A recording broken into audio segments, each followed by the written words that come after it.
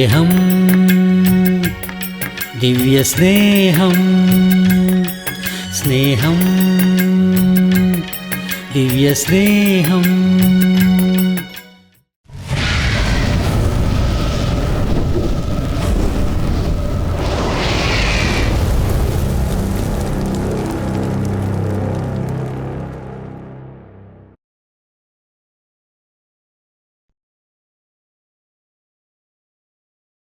ഈ കാലത്ത് കുറഞ്ഞു പോയത് എന്താണെന്ന് വെച്ചാൽ മുഴങ്കാലിലുള്ള പ്രാർത്ഥനയാണ്. മുഴങ്കാലിലിരുന്ന പ്രാർത്ഥിക്കുന്നതായ ആളുകൾ, അതുപോലെ പ്രാർത്ഥിച്ചിട്ട് മറ്റുള്ളവരോട് പ്രാർത്ഥിക്കുവാൻ പറയുന്ന ആളുകൾ ഇന്ന് കുറഞ്ഞിരിക്കുന്നു. ഏതു സമയത്തും മറ്റുള്ളവരെ ആശ്രയിച്ചുള്ള ജീവിതമല്ലാതെ കർത്താവിൽ ആശ്രയിച്ച് കർത്താവിനോട് കരഞ്ഞ് പ്രാർത്ഥിച്ചുകൊണ്ടുള്ളതായ ഒരു ജീവിതം, അതാണ് യഥാർത്ഥ വിശ്വാസ ജീവിതം. അപ്പോൾ നിങ്ങളിൽ എത്ര പേർക്ക് മുഴങ്കാലിലുള്ളതായ പ്രാർത്ഥന അറിയാം? കൈ ഉയർത്താമോ? എപ്പോൾ ചെയ്യും? എവിടെ വെച്ചാണ് ചെയ്യുന്നത്? എത്ര നേരമാണ് ചെയ്യുന്നത്? ഓരോരോ ചോദ്യം ചോദിക്കുക. പെട്ടെന്ന് ചോദിച്ചാൽ എങ്ങനെയാണ് ഉത്തരം പറയുക എന്നതാണോ? ശരി, എപ്പോഴാണ് ചെയ്തത്? എനിക്ക് കേൾക്കാൻ കഴിയില്ല എങ്കിലും നിങ്ങൾ പറയുക. അപ്പോൾ നിങ്ങൾക്ക് സ്വയം ഒരു പരിശോധനയുമാകും. എപ്പോഴാണ് മുഴങ്കാലിൽ പ്രാർത്ഥിച്ചത്? എപ്പോഴാണ്? കുറച്ചു മുമ്പ്. ഇതിനു മുമ്പ് ഇവിടെ നാം പ്രാർത്ഥിക്കാൻ പറഞ്ഞപ്പോൾ പ്രാർത്ഥിച്ചു. അതല്ല, നിന്റെ വീട്ടിലെപ്പോൾ ചെയ്തു? പ്രാർത്ഥന ചെയ്യുകയില്ലെന്നാണ് പറയുന്നത്. എപ്പോഴാണ് പ്രാർത്ഥിച്ചത് വീട്ടിൽ? എല്ലാ ദിവസവും വീട്ടിൽ മുഴങ്കാലിരുന്ന് പ്രാർത്ഥിക്കുന്ന വ്യക്തികളുണ്ടെങ്കിൽ കരമുയർത്തുക. സത്യമാണോ? സത്യമാണോ?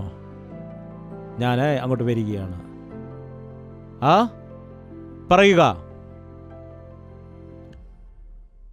ആരാണ് എല്ലാ ദിവസവും മുഴങ്കാലിൽ പ്രാർത്ഥിക്കുന്ന വ്യക്തി? എനിക്ക് ആ വ്യക്തിയൊന്ന് കാണണം. അവരുടെ മുഖം കണ്ടാൽ തന്നെ അറിയുവാനായിട്ട് കഴിയും.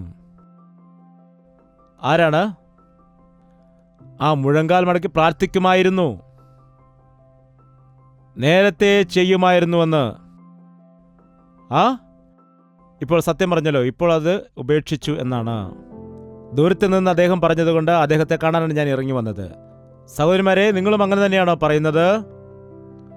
നിങ്ങൾ പ്രാർത്ഥിക്കാറുണ്ട് അങ്ങനെ? അതെ. മുഴങ്കാലിൽ പ്രാർത്ഥിക്കാറുണ്ടോ എന്നാണ് ചോദിച്ചത്. അതെ, വീട്ടിലെ കാര്യമാണ്. ചെയ്യുമോ? എത്ര സമയമാണ് ചെയ്യുന്നത്? എത്ര സമയം പ്രാർത്ഥിക്കും? എത്ര സമയമാണ്? 2 മിനിറ്റ് എന്നാണ് പറയുന്നത്. നിങ്ങൾ ആഹാരം കഴിക്കാൻ എത്ര സമയമെടുക്കും? ആഹാരം കഴിക്കാൻ എത്ര സമയമെടുക്കും? 20 മിനിറ്റ് എടുക്കുമെന്നാണ് പറയുന്നത് ആഹാരം കഴിക്കാൻ. നല്ല കറിയൊക്കെ ആണെങ്കിൽ അത് അരമണിക്കൂറും എടുക്കും. ശരിയല്ലേ? എത്ര സമയം നിങ്ങൾ കുളിക്കുവാൻ എടുക്കുന്നുണ്ട്? 1.5 മണിക്കൂറാ? തലയിൽ എണ്ണയൊക്കെ വെച്ചിട്ടാണെങ്കിൽ 1.5 മണിക്കൂർ എടുക്കും. നിങ്ങൾ ഇരിക്കുമ്പോൾ അത് നന്നായിട്ടിരിക്കുകയാണെങ്കിൽ നല്ലതാണ്. കാരണം യേശു ക്രിസ്തു എന്തെങ്കിലും ചെയ്യുന്നതിന് മുൻപായിട്ട് യേശു പറയുമായിരുന്നു, നിങ്ങൾ പന്തികളായിട്ട് ഇരിക്കുക എന്ന്. പന്തി എന്ന് പറയുമ്പോൾ അർത്ഥം എന്താണ്? ലൈനായിട്ട്. എത്ര പേരുണ്ടായിരുന്നു ആ പന്തിയിൽ? 50 പേരുണ്ടെന്ന് എണ്ണവും പറയാനിടയായി. എന്താണ്? നാം ആണെങ്കിൽ നമുക്ക് ഇഷ്ടമുള്ളതുപോലെയാണ് ഇരിക്കുന്നത്. യേശു ക്രിസ്തു ചിട്ടയുള്ളവനായ ഒരു ദൈവമാണ്. നാമും ചിട്ടയോടെ ജീവിക്കുവാൻ അവൻ ആഗ്രഹിക്കുന്നു. ഇതിനു മുമ്പ് ഈ സ്ഥലത്ത് മീറ്റിംഗ് വെച്ചപ്പോൾ വന്നതായ ആളുകളുണ്ടെങ്കിൽ കരമുയർത്താമോ? നിങ്ങൾ മാത്രമേ. കാപ്പവാരത്ത് മീറ്റിംഗ് വെച്ചപ്പോൾ വന്ന ആളുകളുണ്ടെങ്കിൽ എന്ന് പറയാമോ? ഹല്ലേലൂയ. നിങ്ങളെല്ലാം കണ്ടതിൽ വളരെ സന്തോഷമുണ്ട് എനിക്ക്. 1983 വർഷം എൻ്റെ വിവാഹം കഴിഞ്ഞുള്ള 15-ാം ദിവസം ഇവിടെ ഞാൻ ശുശ്രൂഷ ആരംഭിച്ചതാണ്. അന്ന് എനിക്ക് ആരെയും അറിയില്ലായിരുന്നു. ഇപ്പോൾ ടി വിയിൽ കൂടി എല്ലാവർക്കും എന്നെ അറിയാം. അന്ന് ടി വിയിൽ കൂടിയുള്ളതായ വചന ശുശ്രൂഷ ഇല്ലായിരുന്നു, അതുപോലെ ടി വിയും ഇല്ലായിരുന്നു. അതുകൊണ്ട് ആർക്കും എന്നെ അറിയില്ലായിരുന്നു. അങ്ങനെ 10 വർഷക്കാലം ചെന്നൈയിൽ താമസിച്ച്, തമിഴരുടെ ഇടയിൽ താമസിച്ച്, പെട്ടെന്നൊരു ദിവസം ആന്തരിക്ക് വന്നപ്പോൾ എങ്ങനെ ആളുകൾ മനസ്സിലാക്കും?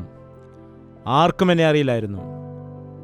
എന്തു ചെയ്യണമെന്ന്, ദൈവം എന്തിനെന്നെ അയച്ചു എന്ന് എനിക്കറിയില്ലായിരുന്നു. ഞാൻ അവിടെ ഇരുന്ന് കരയുമായിരുന്നു, കർത്താവ് എന്തിനാണ് എന്നെ ഇങ്ങോട്ട് അയച്ചത്? ഇവിടെ നല്ലൊരു അധികാരിയില്ല, നല്ലൊരു ഷോപ്പില്ല, എനിക്കറിയാവുന്ന ആരും തന്നെ ഇവിടെ ഇല്ല. എന്നെ ആരാണ് പ്രസംഗത്തിന് വിളിക്കുന്നത് എന്ന് പറഞ്ഞുകൊണ്ട് ഇതിൻ്റെ ചുറ്റുമുള്ളതായ എല്ലാ ഗ്രാമങ്ങളുടെ പേരുകളും എഴുതി വെച്ചുകൊണ്ട് ഞാൻ പ്രാർത്ഥിക്കുവാനിടയായി. ഇവിടെയെല്ലാം എന്നെ കൊണ്ടുപോകണമേ എന്ന് ഞാൻ 6 മാസം പ്രാർത്ഥിച്ചു.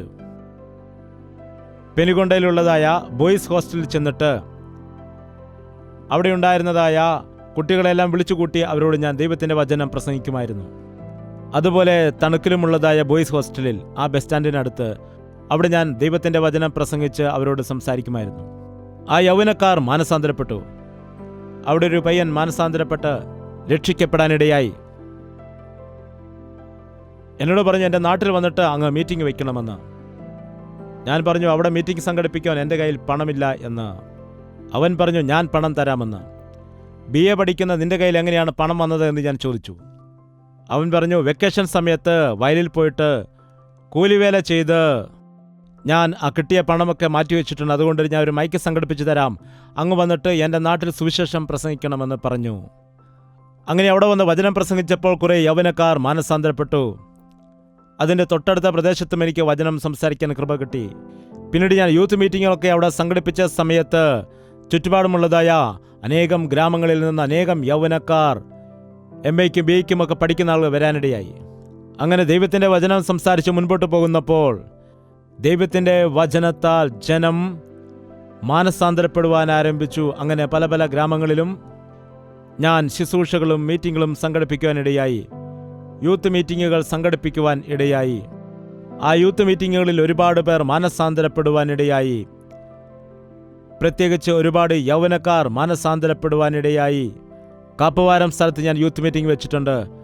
അതുപോലെ തന്നെ നർസാപൂർ എന്ന സ്ഥലത്ത്, അതിനടുത്തുള്ള ഗ്രാമങ്ങളിൽ. ഇന്ന് ഞാൻ ഓർത്തു നോക്കുമ്പോൾ അന്ന് യൗവനക്കാരായിട്ട് കടന്നു വന്നതായ ആളുകൾ, മാനസാന്തരപ്പെട്ട് രക്ഷിക്കപ്പെട്ടതായ ആളുകൾ വലിയ വലിയ പാസ്റ്റർമാരായിട്ട് മാറി. എന്നേക്കാൾ വലിയ പാസ്റ്റർമാരായിട്ടുണ്ട്. എൻ്റെ അടുക്കൽ വരില്ല, ഞാൻ തന്നെ അവരെ പോയി കാണണം. അതുപോലെ എൻ്റെ മക്കളെല്ലാം കുഞ്ഞുകുട്ടികളായിരുന്നതായ സമയത്ത് ഇവിടെ ഉണ്ടായിരുന്നതായ അനേകം ആളുകൾ ഞങ്ങൾ ഒരുപാട് രീതിയിൽ സഹായിച്ചിട്ടുണ്ട്. ഞങ്ങളുടെ കുഞ്ഞുങ്ങളെ സ്കൂളിൽ കൊണ്ടുപോയിട്ടുണ്ട്. ഈ ദേശത്ത് ഞങ്ങൾ താമസിച്ചിരുന്ന സമയത്ത് ഞങ്ങൾ ഒരുപാട് സന്തോഷിച്ചു, ഒരുപാട് ആനന്ദിച്ചു. എന്നാൽ ഇന്ന് അതിൻ്റെ ഫലമായി ഒരുപാട് പേർ ദൈവദാസന്മാരായിട്ടുണ്ട്. എണ്ണി നോക്കുമ്പോൾ വളരെ അത്ഭുതം എനിക്ക് തോന്നുന്നു. അങ്ങനെ നോക്കുന്ന സമയത്താണെങ്കിൽ കാപ്പവാരത്ത്, അതുപോലെ വിശാഖപട്ടണത്ത്, ഹൈദരാബാദിൽ അതുപോലെ അനേകം ദൈവദാസന്മാരുണ്ട്. അതുപോലെ അനേകം ഗ്രാമങ്ങളെ നോക്കുന്ന സമയത്ത് അവിടെയെല്ലാം ഇവിടെ നിന്ന് കടന്നു പോയതായ പാസ്റ്റർമാരെ കാണാം. യൗവനക്കാരനായി മീറ്റിംഗിന് വന്ന ഒരു വ്യക്തി ഇപ്പോൾ ദൈവദാസനായിട്ട് 4 സഭയും പണിയുവാനിടയായി എന്ന് പറഞ്ഞു. ഇങ്ങനെ ദൈവം ഈ കൽവറി ഇവാഞ്ചലിക്കൽ ഫെലോഷിപ്പിനെ ഒരുപാട് അനുഗ്രഹിക്കുവാനിടയായി. ഞാനൊരു ബിഷപ്പായിട്ട് ഇരിക്കുന്നില്ല, എന്നാൽ എത്രയോ ആളുകൾ ഈ ശുശ്രൂഷകളിൽ കൂടി ദൈവത്തിൻ്റെ ദാസന്മാരായിട്ട് ഒരുക്കാൻ കഴിയുമോ? കർത്താവിനു വേണ്ടി വേല ചെയ്യുന്ന, സുവിശേഷ വേല ചെയ്യുന്ന അനേകം ആളുകളെ ഒരുക്കിയെടുക്കണം എന്നതിനു വേണ്ടിയാണ്, വിശ്വാസികളാക്കി മാറ്റാൻ വേണ്ടിയാണ് എൻ്റെ ആഗ്രഹമല്ലാതെ എല്ലാവരെയും എൻ്റെ നിയന്ത്രണത്തിന് കീഴിൽ വയ്ക്കണം, അവർക്കെല്ലാം ഞാനൊരു ബിഷപ്പായിട്ട് ഇരിക്കണം, അവരെ കൂടെ നിർത്തി അവർക്ക് ശമ്പളം കൊടുക്കണം, അല്ലെങ്കിൽ അവർക്ക് മീതെ ഞാൻ അധികാരിയായി ഇരിക്കണം എന്ന ആഗ്രഹമില്ലാതെ 37 വർഷങ്ങൾ ഈ വേല നടന്നുകൊണ്ടേയിരിക്കുന്നു. 30 വയസ്സുണ്ടായിരുന്നതായ സമയത്ത് ഞാനിവിടെ വന്ന് ശുശ്രൂഷ ആരംഭിച്ചു. ഈ കാലം അത്രയും ദൈവം എന്നോട് കൂടെ ഇരുന്നു കൊണ്ട് അനേകം ശുശ്രൂഷകൾ ചെയ്യിക്കുവാനിടയായി. ടെലിവിഷൻ ശുശ്രൂഷ, അതുപോലെ റേഡിയോ ശുശ്രൂഷകൾ, ക്രിസ്തീയ മാഗസിനുകൾ, കൂട്ടായ്മകൾ, ഉണർവ് മീറ്റിങ്ങുകൾ. അതുമാത്രമല്ല, എൻ്റെ വലിയ സന്തോഷം എന്താണെന്ന് വെച്ചാൽ എൻ്റെ 3 ആൺമക്കളും ദൈവത്തിൻ്റെ വേലയിൽ തന്നെ പ്രവർത്തിക്കുന്നു. അവർക്ക് കർത്താവ് കൊടുത്തതായ പ്രത്യേകം താലന്തുകൾ വെച്ച് അവർ ശുശ്രൂഷ ചെയ്ത് മുൻപോട്ട് പോകുന്നു. കഴിഞ്ഞ 2 വർഷങ്ങൾക്ക് മുമ്പ് ഞങ്ങൾ 4 പേരും ഒരുമിച്ച് തന്നെ ഒരേ മീറ്റിങ്ങിൽ തന്നെ ഒരുമിച്ച് ഒരേ മിനിസ്ട്രിയിൽ തന്നെയായിരുന്നു പ്രവർത്തിച്ചത്. അവർ കുട്ടികളായിരുന്ന സമയത്ത് എന്നോടൊപ്പമായിരുന്നു അവൾ വളർന്നത്. എന്നോട് കൂടെ ഇരുന്ന് ശുശ്രൂഷയിൽ ഭാഗവാക്കായി. അങ്ങനെ അനേകം കാര്യങ്ങൾ പഠിക്കുവാനിടയായി. അവർ 30-32 വയസ്സ് വരെ ഓരോരുത്തരും എൻ്റെ കൂടെ തന്നെയായിരുന്നു. എൻ്റെ കൂടെ നിന്നുകൊണ്ടാണ് അവർ ബൈബിൾ ട്രെയിനിങ് പൂർത്തിയാക്കുവാനും ഇടയായത്. അതുപോലെ കഷ്ടത അനുഭവിക്കുകയും പ്രാർത്ഥിക്കുകയും വിശ്വാസത്തോടെ നിലനിൽക്കുകയും ആത്മഭാരത്തോടുകൂടി ദൈവത്തിൻ്റെ ഹിതം മനസ്സിലാക്കി അതിനനുസരിച്ച് പ്രവർത്തിക്കുകയും ചെയ്യുക എന്നുള്ളതായ കഠിനമായ പാഠങ്ങൾ പ്രാക്ടിക്കലായിട്ട് യേശുവിൻ്റെ ശിഷ്യന്മാർ 3.5 വർഷക്കാലം യേശുവിനോട് കൂടെ തന്നെയായിരുന്നു. യേശു കഴിച്ചതായിരുന്നു അവരും കഴിച്ചത്. അവൻ താമസിച്ചെടുത്ത് അവരും താമസിച്ചു. അതിനുശേഷം അവർ വലിയ ദൈവദാസന്മാരായിട്ട് മാറി. കർത്താവ് കടന്നുപോയപ്പോൾ ദൈവം അവരെ അഭിഷേകം ചെയ്തു. അങ്ങനെ 12 ശിഷ്യന്മാരും ലോകം മുഴുവനും സുവിശേഷം പ്രസംഗിച്ചു. അതേ ആഗ്രഹത്തോടുകൂടി, അതേ ഉദ്ദേശത്തോടുകൂടി ഈ ലോകത്തിൽ എൻ്റെ മക്കൾ നല്ല അധികാരങ്ങൾ നേടിയെടുക്കണം, നല്ല വിദ്യാഭ്യാസം അവർ നേടിയെടുക്കണം, അവർ വിദേശത്തൊക്കെ പോയി ജോലി ചെയ്യണം, അവിടെ ബൈബിൾ ട്രെയിനിങ് പൂർത്തിയാക്കി അവിടെ പ്രവർത്തനം ചെയ്ത് അവിടെ നിന്ന് ഫോറിൻ മണിയൊക്കെ വരുത്തണം എന്നുള്ളതായ ആശകളൊന്നുമില്ലായിരുന്നു.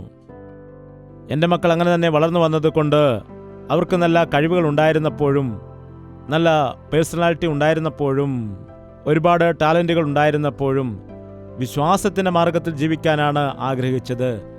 അല്ലാതെ വഴിതെറ്റിപ്പോകുവാൻ, വിശ്വാസത്തിൽ വീണു പോകുവാനിടയായില്ല.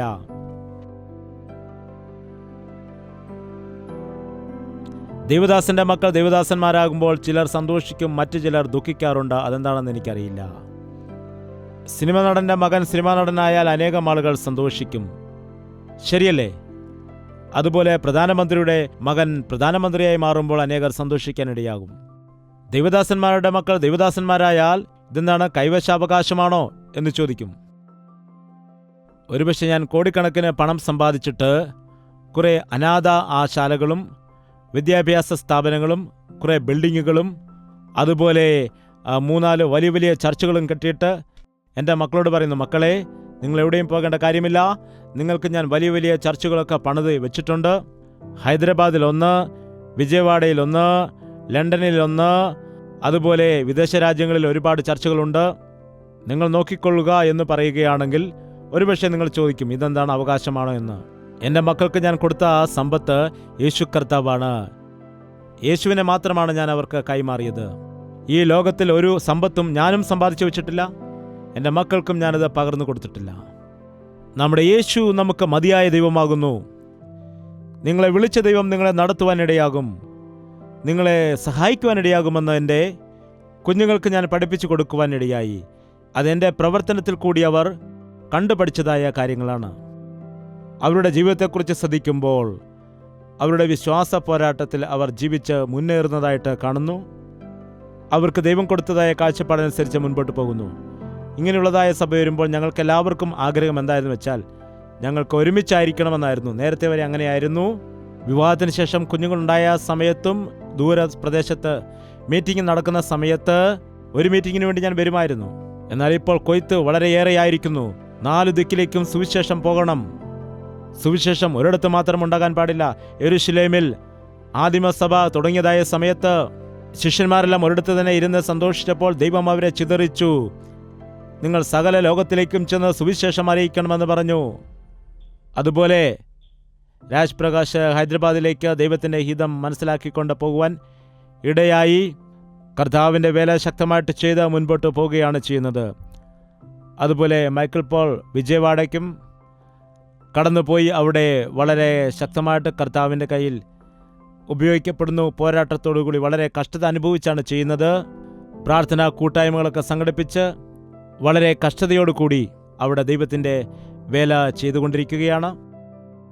അതുപോലെ ഈ കാപ്പവാരത്തിൽ വളരെ കഷ്ടത അനുഭവിച്ച് ഇവിടെ നിൽക്കുവാൻ വളരെ ബുദ്ധിമുട്ടുണ്ടായിരുന്ന സമയത്തും ഈ കാപ്പവാരത്തെ ഉപേക്ഷിച്ചിട്ട് ഞാൻ പോകാതെ ഇവിടെ ആത്മഭാരത്തോടെ പ്രാർത്ഥിച്ച് പ്രവർത്തിച്ച് ഇവിടെ ഒരു ചർച്ചും പണിയുവാനിടയായിട്ടുണ്ട്. ഇവിടെ നമുക്കൊരു ചർച്ചുണ്ട്.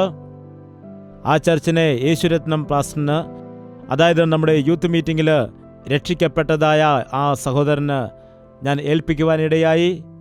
ഇന്ന് അദ്ദേഹം ആ സഭയുടെ ഇടയനായിട്ട് പ്രവർത്തിക്കുന്നു. അതുപോലെ കൊത്തപ്പള്ളി എന്ന സ്ഥലത്ത് ഒരുപാട് ബുദ്ധിമുട്ട് അനുഭവിച്ചതായ ഒരു സ്ഥലമാണ് അവിടെ. ഞാനൊരു സഹോദരനെ അവിടെ ദൈവത്തിന് വേല ചെയ്യാൻ അയച്ചപ്പോൾ അദ്ദേഹം പോയിട്ട് പകുതി ദൂരം പോയിട്ട് തിരിച്ച് ഓടി വരുവാനിടയായി. അയ്യോ, പ്രേതങ്ങൾ വന്ന് തടഞ്ഞു എന്ന് പറഞ്ഞിട്ട് ഭയപ്പെട്ട് ഓടി വന്നു.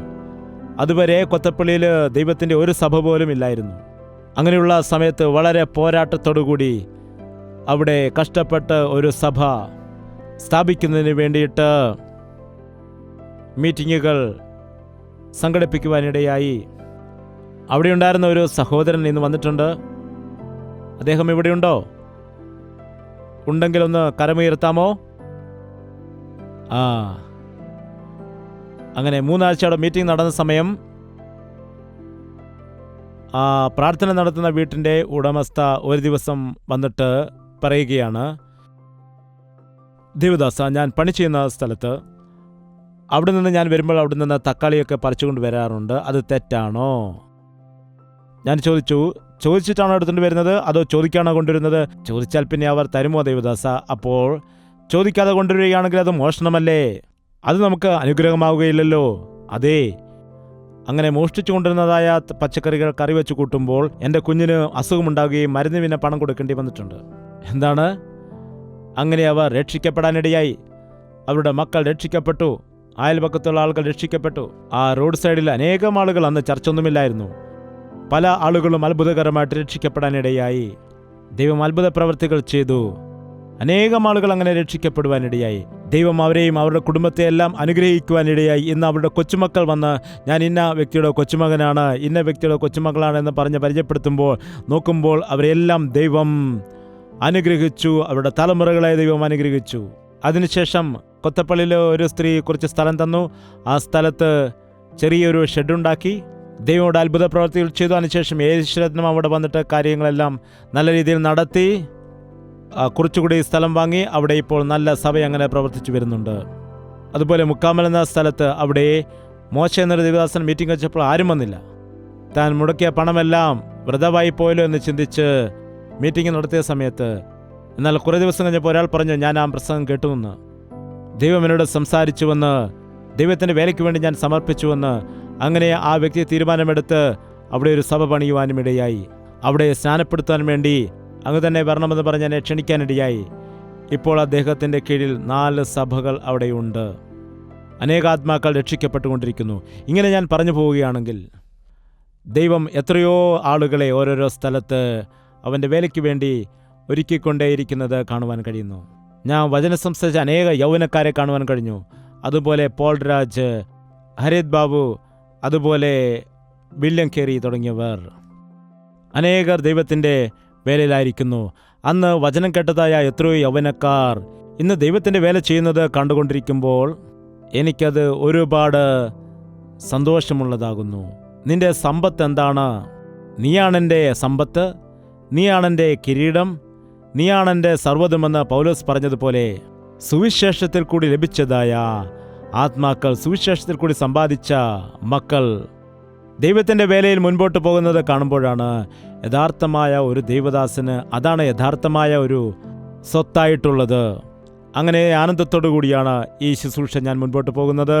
ഞാനായിരിക്കുന്ന ചെന്നൈയിലെ സഭ, അതായിരുന്നു ആദ്യം നിർമ്മിച്ചതായ സഭ.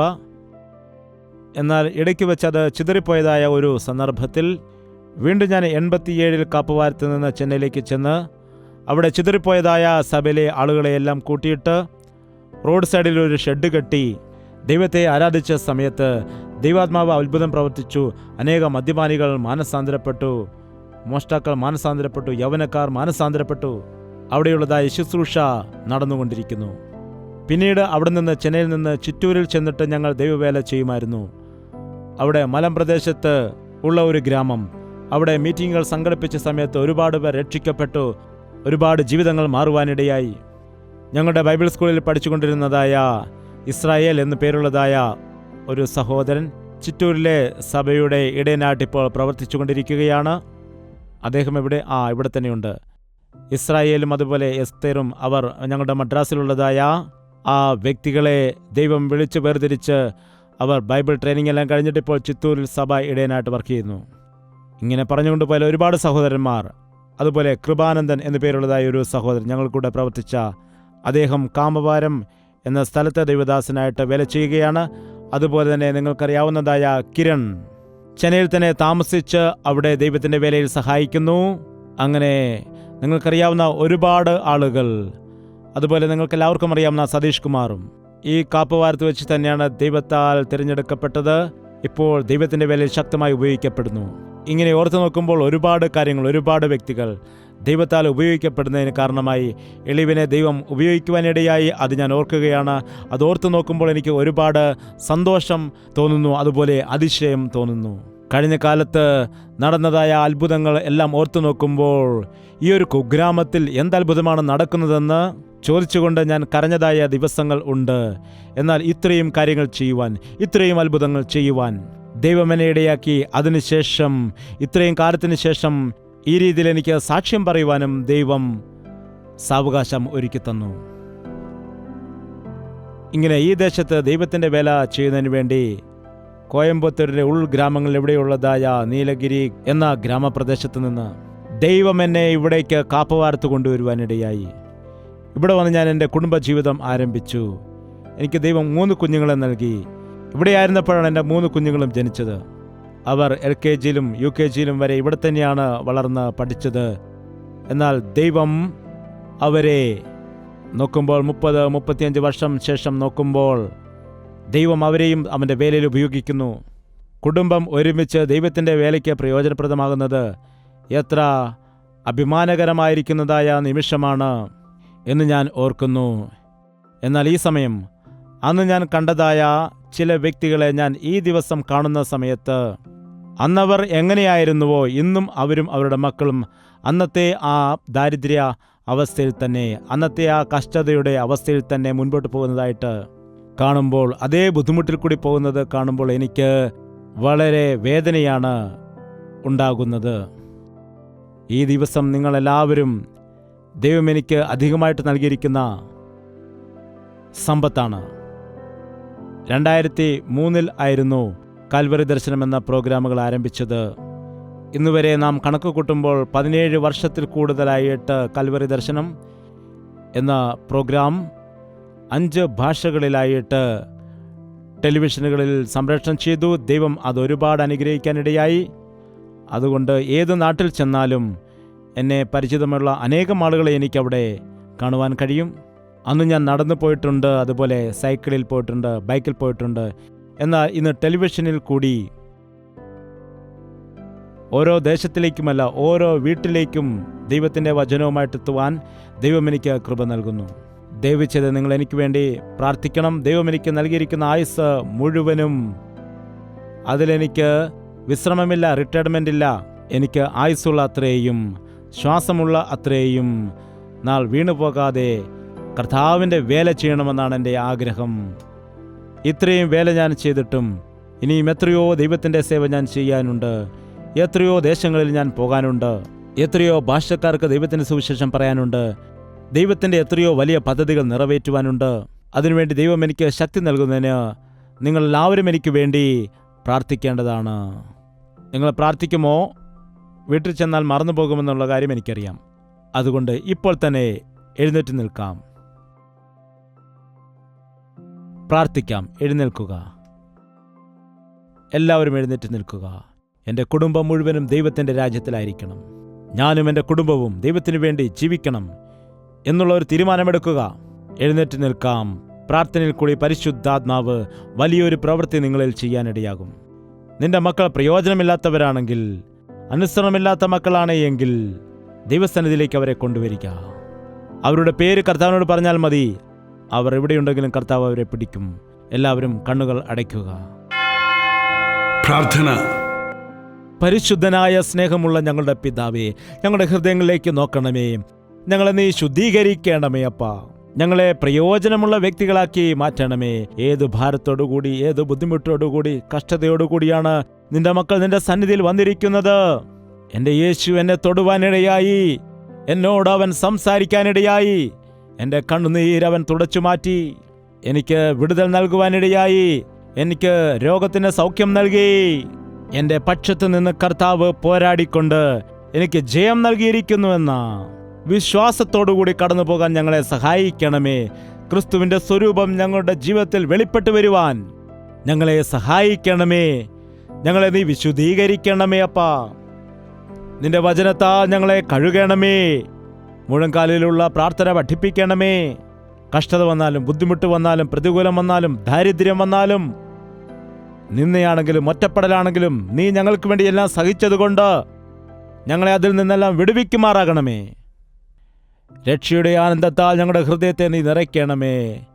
തലമുറ തലമുറയായിട്ട് നിന്റെ അനുഗ്രഹത്തെ പ്രാപിച്ചുകൊണ്ട് നിന്നോടൊപ്പം ജീവിക്കുവാൻ ഞങ്ങളെ എല്ലാവരെയും നീ സഹായിക്കുമാറാകണമെന്ന് യേശുക്രിസ്തുവിൻ്റെ നാമത്തിൽ അപേക്ഷിക്കുന്നു പിതാവേ. നമ്മുടെ പിതാവായ ദൈവത്തിൻ്റെ സ്നേഹവും പുത്രനായ യേശുക്രിസ്തുവിൻ്റെ കൃപയും ആശ്വസിപ്പിച്ച് വഴി നടത്തുന്ന പരിശുദ്ധാത്മാവിൻ്റെ കൂട്ടായ്മയും സഹവാസവും നാം ഓരോരുത്തരോടും നാം പ്രാർത്ഥിച്ച സകല വിഷയങ്ങളോടും ഇന്നു മുതൽ എന്നേക്കും ഉണ്ടായിരിക്കുമാറാകട്ടെ. ആമേൻ, ആമേൻ, ആമേൻ. യേശുവേ യേശുവേ യേശുവേ യേശുവേ യേശുവേ യേശുവേ യേശുവേ യേശുവേ നിന്നെ നിന്നെ എന്നും ഞാൻ സേവിക്കും. നീ മാത്രം രാജാവെന്നും. നിന്നെ നിന്നെ എന്നും ഞാൻ സേവിക്കും. നീ മാത്രം രാജാവെന്നും. യേശുവേ യേശുവേ യേശുവേ യേശുവേ യേശുവേ യേശുവേ യേശുവേ യേശുവേ യേശുവേ യേശുവേ യേശുവേ